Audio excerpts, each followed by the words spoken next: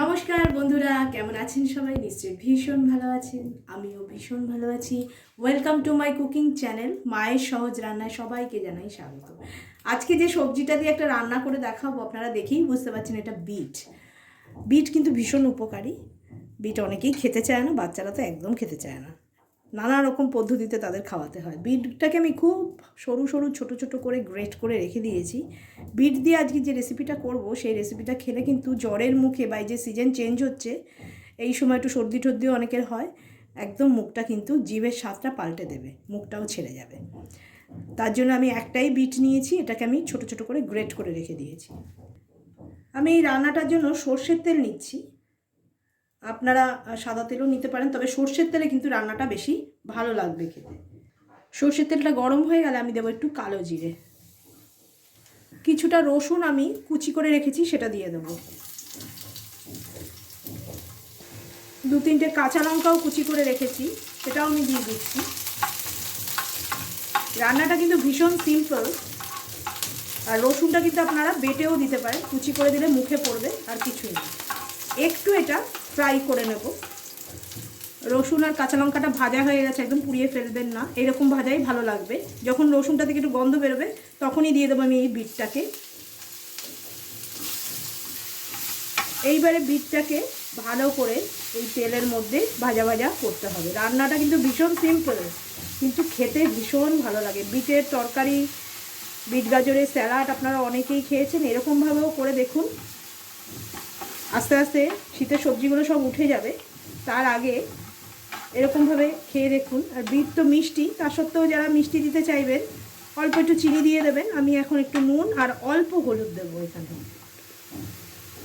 এটা কিন্তু একদম ভাত খাওয়ার রেসিপি, ঝরঝরে ভাত হবে সাদা, আর তার মধ্যে এই বিটের সবজিটা খেতে হবে, সেই জন্য আমি নুনটা ভাত অনুযায়ী দিলাম।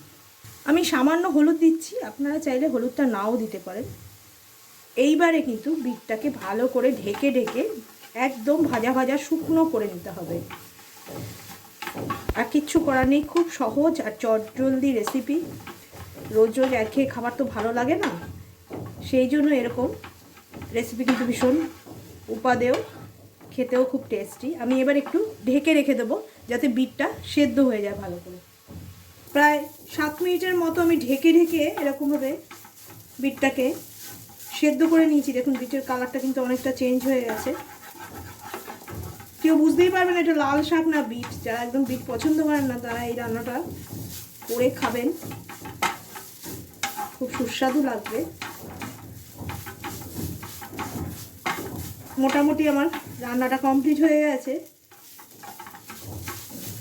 একটু শুকনো শুকনো করেই আমি নামিয়ে ফেলছি।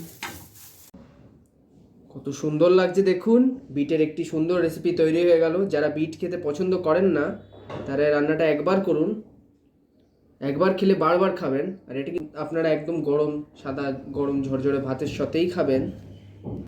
হেলদি অ্যান্ড টেস্টি একটি রান্না, কেউ বুঝতেই পারবে না এটা লাল শাক না এটা বিট। আর বিট তো হেলদি কতটা আপনারা সবাই জানেন। রান্নাটা কিন্তু আপনারা অবশ্যই ট্রাই করবেন, আর আমাদের কমেন্টের মাধ্যমে কিন্তু লিখে আপনারা জানাতে ভুলবেন না আমাদের রান্নাটা কেমন লাগলো। যারা এখনও চ্যানেলটাকে সাবস্ক্রাইব করেননি তারা সাবস্ক্রাইব করে দেবেন, বেশি বেশি করে ভিডিওটাকে লাইক করবেন, বন্ধু বান্ধবদের সাথে শেয়ার করবেন। আর আমাদের একটা ফেসবুক পেজ আছে মায়ের সহজ রান্না বলে, ওটাকে যারা এখনও ফলো করেননি তারা অবশ্যই ফলো করে দেবেন এমনি রান্নার নোটিফিকেশন পাওয়ার জন্য। ধন্যবাদ।